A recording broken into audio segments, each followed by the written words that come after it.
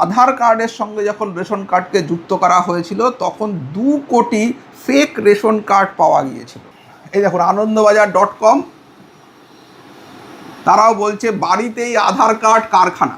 কিভাবে এই যারা অনুপ্রবেশকারী তাদের হাতেও এই আধার কার্ড, রেশন কার্ড এগুলো চলে যাচ্ছে। এখন অনুপ্রবেশকারী যারা ঢুকছেন বাংলাদেশ থেকে, তাদের মোটামুটিভাবে দুটো ক্যাটাগরিতে ভাগ করা যায়। কিভাবে তৈরি হয় অনুপ্রবেশকারীদের ভোটার কার্ড, এটা আমরা স্টেপ বাই স্টেপ দেখব।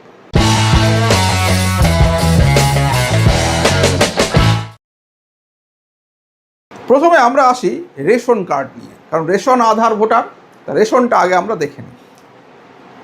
দেখুন এইখানে একটা এই পি গুরুজ এরা একটা আর্টিকেল পাবলিশ করেছে, আরও অনেক খবরের কাগজ করেছে, আনন্দবাজার করেছিল। এইটা মানে সার্চ করতে রেডিলি অ্যাভেলেবেল হলো, আমি সেটা তুলেছি। 2023-এ যেটা সেন্ট্রাল গভর্নমেন্ট রাজ্যকে বলে আধার কার্ডের সঙ্গে রেশন কার্ডকে লিঙ্ক করতে, প্রথমে রাজ্য সেটা মানতে চায়নি, কিন্তু আলটিমেটলি রাজ্য সেটা লিঙ্ক করেছিল। তার কারণ হচ্ছে যে যদি fake voter fake ration card বেরিয়ে আসে তাহলে রাজ্যের ঘাট থেকে আর্থিক বোঝাটা কিছুটা লাঘব হবে। এই হিসেবে তারা আলটিমেটলি আধার এবং রেশন কার্ডকে লিঙ্ক করে। এইবারে এই লিঙ্ক করাতে 2023 সালে এটা রিপোর্ট, তাতে দেখা যাচ্ছে যে 2 কোটি, সংখ্যাটা ভালো করে খেয়াল করবেন, 2 কোটি 2 crore fake ration cards cancel in Bengal. অর্থাৎ রাজ্য সরকার নিজেদের যে ড্রাইভ নিয়েছিল সেই ড্রাইভে তারা দেখলো যে আধার কার্ডের সঙ্গে যখন রেশন কার্ডকে যুক্ত করা হয়েছিল তখন 2 কোটি ফেক রেশন কার্ড পাওয়া গিয়েছিল। Since a drive to link Aadhaar cards to ration cards started in Bengal, the West Bengal Food and Supplies Department, ভালো করে বুঝে রাখুন, এটা কিন্তু কোনো সেন্ট্রাল গভর্নমেন্টের বডি নয়, রাজ্য সরকারের বডি, রাজ্য সরকারের ফুড অ্যান্ড সাপ্লাইজ ডিপার্টমেন্ট, তারা ক্লেম করেছে যে দে হ্যাভ ক্যান্সেলড 2 কোটি ফেক রেশন কার্ড তারা ক্যান্সেল করেছে। এটা রাজ্য সরকারের ক্লেম, তার ফুড অ্যান্ড সাপ্লাইজ ডিপার্টমেন্টের ক্লেম। অর্থাৎ তাহলে কি দাঁড়ালো? তাহলে দাঁড়ালো যে এই 2 কোটি রেশন কার্ড রয়ে গিয়েছিল এবং এই 2 কোটি রেশন কার্ডের মাধ্যমে যে ভোটার কার্ডগুলো তৈরি হয়েছিল তাহলে সেগুলোও ফেক। গোটা ভারতবর্ষে কিন্তু 6 কোটি রেশন কার্ডের কাছাকাছি ক্যান্সেল হয়েছিল এই আধার রেশন কার্ড লিঙ্কে, তার মধ্যে 2 কোটি ওয়েস্ট বেঙ্গলে হয়েছে। এবং এই ব্যাপারটা এবার, এটা তো সেন্ট্রাল গভর্নমেন্টের জন্য ওরা ড্রাইভ নিয়েছিল, সেই জন্য এই ঘটনাটা ঘটেছে। কিন্তু আমরা যদি এটা আরেকটু তলিয়ে দেখি তাহলে দেখব যে West Bengal government has ceased 1.41 crore fake digital ration cards in the last 5 years, the assembly was inform today. এই ডিজিটাল রেশন কার্ডের প্রোগ্রামটা কিন্তু ওয়েস্ট বেঙ্গল গভর্নমেন্টের ছিল, এটা কিন্তু সেন্ট্রালের ছিল না। সেন্ট্রাল আধার লিঙ্ক করতে বলেছিল, সেটা সেন্ট্রালের ছিল, এটা কিন্তু ওয়েস্ট বেঙ্গল গভর্নমেন্ট নিজেরাই ডিজিটাল রেশন কার্ড ইস্যু করেছিল। এবার এই ডিজিটাল রেশন কার্ড ইস্যু করার পরে দেখা গিয়েছিল যে 2011 থেকে জুন 2011 থেকে ডিসেম্বর 2016 এর মধ্যে 1.41 মানে প্রায় 1.5 কোটি ফেক ডিজিটাল রেশন কার্ড রাজ্য সরকারও পেয়েছিল, যেটা জ্যোতিপ্রিয় মল্লিক বিধানসভায় দাঁড়িয়ে বলেছিলেন। এইবার আমরা আসি আধার কার্ডে, কারণ রেশন, আধার, ভোটার এই তিনটে আমাদের অ্যানালাইজ করতে হবে। তা রেশন কার্ডের ব্যাপারটা ক্লিয়ার হলো। এবারে আমরা আসি আধার কার্ডে। আধার কার্ডে আমরা এই দেখুন, এই কয়েকদিন আগের খবর, টাইমস অফ ইন্ডিয়া, তারা বলছে যে 2 জনকে আটক করা হয়েছে, তারা ফেক আধার তৈরি করছিল, ফর ক্রিয়েটিং ফেক আধার। এবং বেঙ্গল STF তারাই কিন্তু এই 2 জনকে ধরেছে। এরকম আরও অনেক ঘটনা আপনারা দেখতে পাচ্ছেন যেখানে ফেক আধারের জন্য প্রচুর লোক ধরা পড়ছে, ফেক আধার পাওয়া যাচ্ছে। এই দেখুন আনন্দবাজার.com, তারাও বলছে বাড়িতেই আধার কার্ড কারখানা। বুঝুন অবস্থায়, প্রতিবেশীরা জানতেনই না নিপাট ভালো ছেলে বেআইনি অনুপ্রবেশকারীদের ত্রাতা। আনন্দবাজারের খবর। এখন এইটা কিভাবে হচ্ছে এইটা বুঝতে হলে আমাদের এই প্রসেসের ভেতরে ঢুকতে হবে, যে কিভাবে এই যারা অনুপ্রবেশকারী তাদের হাতেও এই আধার কার্ড, রেশন কার্ড এগুলো চলে যাচ্ছে। এইটা যদি আমরা না বুঝতে পারি তাহলে কিন্তু আমরা টোটাল ব্যাপারটা বুঝতে পারবো না। অ্যাকচুয়ালি কি ঘটে আপনারা দেখুন, মানে বেসিক্যালি এবারে আমরা দেখি যে কিভাবে তৈরি হয় অনুপ্রবেশকারীদের ভোটার কার্ড। এটা আমরা স্টেপ বাই স্টেপ দেখুন, অনুপ্রবেশকারী কত আছে সে নিয়ে তর্কের অবকাশ আছে। কারো মতে 5 জন আছে, কারো মতে 5 লক্ষ জন আছে, কেউ বলছে 5 কোটি আছে, আমরা জানি না। এটা রাজনৈতিক ব্যাপার। রাজনৈতিক নেতারা তারা বিভিন্ন সময় এক একটা সংখ্যা নিয়ে আসে, কিন্তু এই ব্যাপারটাতে কোনো সন্দেহ নেই যে অনুপ্রবেশকারী কিছু আছে যারা মানে বেসিক্যালি বাংলাদেশ থেকে এসছেন। এই ব্যাপারটার মধ্যে কিন্তু কোনো সন্দেহ নেই, এটা সবাই মানেন। ইনফ্যাক্ট আমরা যদি মমতা ব্যানার্জির কথা বলি, তিনিও 2005-এ পার্লামেন্টে দাঁড়িয়ে এই নিয়ে অনেক চেঁচামেচি করেছিলেন। সুতরাং এটা সব রাজনৈতিক দলই মানে যে অনুপ্রবেশকারী আছে। সংখ্যাটা কত সে নিয়ে মতভেদ আছে তাদের মধ্যে, তা আমরা সেই মতভেদের মধ্যে ঢুকছি না। আমরা দেখতে চাইছি যে এই মোডাস অপারেন্ডিটা যারা যেভাবে তারা এই ভোটার কার্ড তৈরি করছে সেটা কীরকম। এখন অনুপ্রবেশকারী যারা ঢুকছেন বাংলাদেশ থেকে তাদের মোটামুটিভাবে 2টো ক্যাটাগরিতে ভাগ করা যায়। একদল ক্যাটাগরি হচ্ছে যারা প্রাণের ভয়ে বা অত্যাচারিত হয়ে তারা ঢুকে পড়ছে।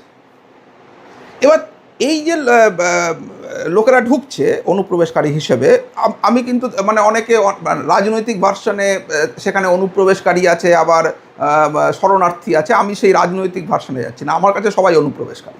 আমি একদম স্পেসিফিক ভার্সনে যাচ্ছি, মানে একদম রাজনীতিকে দূরে সরিয়ে রেখে। তো এবার এই যে লোকগুলো ঢুকে পড়ছে অনুপ্রবেশকারী হিসেবে, তাদের 2টো ক্যাটাগরিতে আমি তাহলে ভাগ করলাম কেন? তার কারণ এই 2টো ক্যাটাগরির প্ল্যানিং আলাদা। যারা প্রাণের ভয়ে বা অত্যাচারিত হয়ে ঢুকছে তারা কিন্তু ঢুকে পড়ার আগে প্ল্যান করা বা গোছানোর কোনো সময় পায়নি। তাদেরকে আচমকাই বা খুব শর্ট নোটিসে তাদেরকে পালিয়ে আসতে হয়েছে। তারা মেনলি এসে আশ্রয় নিচ্ছে শরণার্থী শিবিরগুলোতে বা উদ্বাস্তু শিবিরে, বা যদি তাদের কেউ পরিচিত থাকে তার বাড়িতে গিয়ে আচমকাই হাজির হচ্ছে বা এরকম ধরনের ব্যাপার। তো এটা হচ্ছে একটা পার্ট। আরেকটা পার্ট অনুপ্রবেশকারী যারা কিন্তু প্রাণ ভয়ে বা অত্যাচারিত হয়ে আসছে না, তারা আসছে আইদার উন্নত জীবন ধারণের লোভে অথবা অন্য কোনো গুপ্ত কারণে। আমি এই বিষয়ে আর ডিটেলে ঢুকছি না, সে গুপ্ত কারণ যা খুশি হতে পারে, আপনারা অনুমান করে নিন। তো এই গুপ্ত কারণে তারা আসতে পারে বা তারা উন্নত জীবন ধারণের লোভে আসতে পারে। তো এরা যারা ঢুকছে এই সেকেন্ড ক্যাটাগরি, এটা তারা কিন্তু একটা প্ল্যানিং করে ঢুকছে। অর্থাৎ তারা আগে আইদার তারা এই সংক্রান্ত যে দালাল চক্র বা সিন্ডিকেট রয়েছে তাদের মাধ্যম দিয়ে পয়সা করি দিয়ে তারা ঢুকছে, অথবা তারা আগে থেকেই জানে যে আমি কোথায় যাব, কোথায় আমাকে শেল্টার নিতে হবে, তাদের সঙ্গে আগে যোগাযোগ করে নিচ্ছে। যদি তাদের কোনো রিলেটিভ বা বন্ধুবান্ধব তারা এখানে থেকে থাকে তাহলে তাদের সঙ্গে যোগাযোগ করছে। অর্থাৎ মোটামুটিভাবে একটা প্ল্যানিং থাকছে তাদের। এবার বেসিক্যালি এই যারা প্ল্যানিং করে আসছে তারা কিন্তু এসে তাদের লক্ষ্যই হচ্ছে ভারতে স্থায়ীভাবে বসবাসের ব্যাপারটা তৈরি করা। এবার তার জন্য তাদের প্ল্যান রয়েছে, সেই প্ল্যানে আইদার তাদের দালালরা তাদের সহযোগী, অথবা তারা যেখানে এসে আত্মীয় স্বজনদের বাড়ি বা বন্ধুবান্ধবদের কাছে মানে শেল্টার নিচ্ছে, তারা এই প্ল্যানের অংশ। এবার এই যে লোকগুলো যারা আসছে প্ল্যান ওয়েতে, তারা এসে কি করছে, তারা নর্মালি এসে এই 1 নম্বর পয়েন্টটায় তারা আসছে। অর্থাৎ অনুপ্রবেশকারী ভারতে প্রবেশ করলো এবং শেল্টার নিল। অর্থাৎ এরা কিন্তু ওই উদ্বাস্তু শিবির বা শরণার্থী শিবির এখানে কিন্তু যাচ্ছে না, এরা কিন্তু স্পেসিফিক্যালি ভারতে প্রবেশ করে শেল্টার নিচ্ছে আগে থেকে ঠিক করা কোনো জায়গায়। সেটা আইদার সিন্ডিকেট বা দালাল রাজের মাধ্যম দিয়ে পয়সার বিনিময়, অথবা তাদের আত্মীয় স্বজন বন্ধুবান্ধবদের কাছে। এইটা হচ্ছে ফার্স্ট স্টেপ এই ভোটার কার্ড পাওয়ার। কিন্তু ভালো করে বুঝবেন। তাহলে এই ফার্স্ট পার্টে তারা প্রবেশ করলো এবং শেল্টার নিল, এই পার্টটা হয়ে গেল। এইবার এখানে শেল্টার নেওয়ার পরে নর্মালি এরা কি করে, এরা ওই এক মাসখানেক আশেপাশে ঘোরাঘুরি করে, সবার সঙ্গে পরিচিত হয়, ঘুরে বেড়ায়। তো আপনার মনে হতে পারে ঘুরে বেড়াচ্ছে তাহলে অন্যরা জেনে ফেলবে, কিন্তু বেসিক্যালি এটা যে এলাকাগুলোয় হয় সেই এলাকায় এরকম প্রচুর লোক রয়েছে, এবং এটা কিন্তু একটা মানে ফাইন্যান্সিয়াল কর্মকাণ্ডেরও অংশ। অর্থাৎ এই যে শেল্টার নিচ্ছে এটা অনেক সময় পয়সার বিনিময়ে হতে পারে। সুতরাং সেটা একটা ইকোনমি, মানে একটা প্যারালাল ইকোনমি চলতে থাকে মোটামুটিভাবে। তো এই যে ব্যাপারটা, অর্থাৎ এই শেল্টার নিয়ে তারা প্রথমে মাসখানেক একটু ঘোরাঘুরি করলো। এরপরে তারা যেটা করে সেটা হচ্ছে যে, আমি একটা উদাহরণ দিয়ে বলি। ধরুন আমার বাড়ি নদীয়ার একটি গ্রামে, তো সেখানে আমরা দেখেছি যে এখন সেখানে লেবারের কস্ট কিন্তু বেশ বেশি। মানে ধরুন আম বাগান আছে, আম পাড়তে হবে, তো আম যত উঠবে দেখা যাচ্ছে লেবারের কস্টিং দিয়ে আম পেরে লাভ হবে না, মানে প্রায় ব্যাপারটা এরকম দাঁড়িয়ে গেছে। মানে ওখানেও লেবার রেট কিন্তু 400-500 টাকা প্রতিদিন প্রায়। তো এখানে কি হচ্ছে, যার ফলে এই যে যারা অনুপ্রবেশকারী এসছে তারা কি করে, তারা এই এলাকাগুলোতে, মানে যে এলাকায় তারা আশ্রয় নিচ্ছে সেই এলাকায় লেবার হিসেবে কাজ করতে শুরু করে কিছুটা কম মজুরিতে, হয়তো 300 টাকা রেটে। এবার জমি, ধান বোয়া আছে, ধান তোলা আছে, ধান কাটা আছে, ধান ঝাড়াই আছে, তার সঙ্গে আরও অন্যান্য কৃষিকাজের কাজে হতে পারে। অর্থাৎ এগ্রিকালচারাল লেবারের কিন্তু এখন রিয়েল সমস্যা রয়েছে গ্রাম বাংলায়। তো এগ্রিকালচারাল লেবার হিসেবে হতে পারে, আম পাড়ার ক্ষেত্রে হতে পারে, বিভিন্ন কাজে এই লেবারদের স্থানীয় লোকেরা ইউজ করে, কারণ তাদের রেটটা চিপার হয়। হয়তো যেখানে আমাকে নর্মাল মানে ভারতীয় লেবার নিতে গেলে 400 টাকা দিতে হবে, সেখানে আমি এই অনুপ্রবেশকারী লেবার নিলে পরে আমি হয়তো 300 টাকা লেবার পাচ্ছি বা 250 টাকা লেবার পাচ্ছি, মহিলা লেবার হলে হয়তো 200 টাকায় পাচ্ছি। তো এই যে ব্যাপারটা এটা এখানে চলে, এবং এই রকমভাবেই তারা মোটামুটি এই ছোট ছোট এই ধরনের লেবারির কাজ করতে করতে তারা জায়গাটার সঙ্গে পরিচিতি পায়, তারা আস্তে আস্তে লোকজনদের সঙ্গে পরিচিত হয়, এবং তারা এইভাবে 2 থেকে 3 মাস কাটিয়ে দেয়। 2 থেকে 3 মাস তাদের এভাবে কেটে যায় শেল্টার নেওয়ার পরে। এরপরে তারা কি করে, তারা লোকাল বডি, মেনলি পঞ্চায়েত বা লোকাল মিউনিসিপ্যালিটি, এইখানে এবার তারা যায়, তাদেরকে নিয়ে যায় কিন্তু যে আশ্রয় দিচ্ছে তারা, বা যারা এই দালাল চক্রের সঙ্গে জড়িত, এই পুরো ব্যাপারটা কিন্তু সেখানে রয়েছে। এবার তারা কি করে, তারা কিছুদিন পরে স্থানীয় পঞ্চায়েত থেকে তারা একটা রেসিডেন্সিয়াল সার্টিফিকেট জোগাড় করে। মাথায় রাখতে হবে এই রেসিডেন্সিয়াল সার্টিফিকেট কিন্তু অ্যাকচুয়ালি পার্মানেন্ট রেসিডেন্সিয়াল সার্টিফিকেট নয়, যেটা এসডিও অফিস থেকে দেওয়া হয়, ওটার অনেক হ্যাপা। ওইটা কিন্তু এটা নয়, এটা সরকারি দপ্তর থেকে সরকারি অফিসাররা এটা দিচ্ছেন না, এটা কিন্তু দিচ্ছেন স্থানীয় পঞ্চায়েতের মেম্বার, যারা বেসিক্যালি কিন্তু কোনো না কোনো রাজনৈতিক দলের সঙ্গেই অ্যাটাচড, সরকারি কর্মী তারা নন কিন্তু। তো এই রেসিডেন্সিয়াল সার্টিফিকেট মোটামুটি একটা তারা জোগাড় করে, এবং এটা কেন দেয় পঞ্চায়েতগুলো, পঞ্চায়েতের যে লোক আধিকারিক রয়েছে সে কেন দেয়, কারণ সে জানে যে এই সার্টিফিকেটটা যে আমি ইস্যু করব তার বিনিময়ে আমি কিন্তু এই লোকটির থেকে একটা জিনিস পাবো। কী সেই জিনিস? আনুগত্য। কারণ এই সার্টিফিকেটটার বদলে সে যে পঞ্চায়েতের মেম্বার সে কিন্তু বলল তুমি কিন্তু আমার দল। এটা যে যেখানে যার পঞ্চায়েত আছে সেই করে, এরকম নয় যে এই দল করে ওই দল করে না, এরকম না, সব দলই করে। এরপরে সে কি করে, সে স্থানীয় একটা এগ্রিমেন্ট করে একটা ঘর ভাড়া নেয়। 3 নম্বর স্টেপ, একটা ঘর ভাড়া নেয়, এগ্রিমেন্ট করে নিচ্ছে কিন্তু, কারণ এগ্রিমেন্ট না হলে হবে না। এগ্রিমেন্ট করে সে ঘরটা ভাড়া নিল, হয়তো গ্রামের দিকে কত ভাড়া হয়, 1000 টাকা 1500 টাকা মাসে, সেটা দিয়ে সে ঘর ভাড়া নেয়। এইবার ঘর ভাড়া নেওয়ার পরে ওই এগ্রিমেন্ট তৈরি হলো। এইবার সেই এগ্রিমেন্ট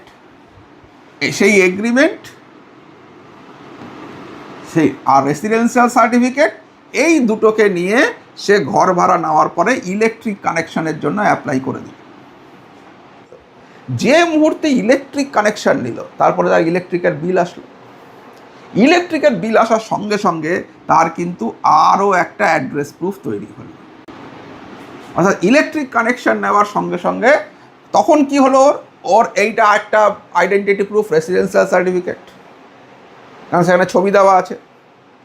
তারপরে এগ্রিমেন্ট করে ঘর ভাড়া নিয়েছে, তার এগ্রিমেন্ট আছে, এবং ইলেকট্রিক কানেকশন আরও একটা অ্যাড্রেস প্রুফ তৈরি হলো। এইবার এইটাকে নিয়ে ইন দ্য মিন টাইম কিন্তু মোটামুটিভাবে তার 1 বছর কেটে গেছে, 6-3-9 মাস, মোটামুটি 1 বছর কেটে গেছে।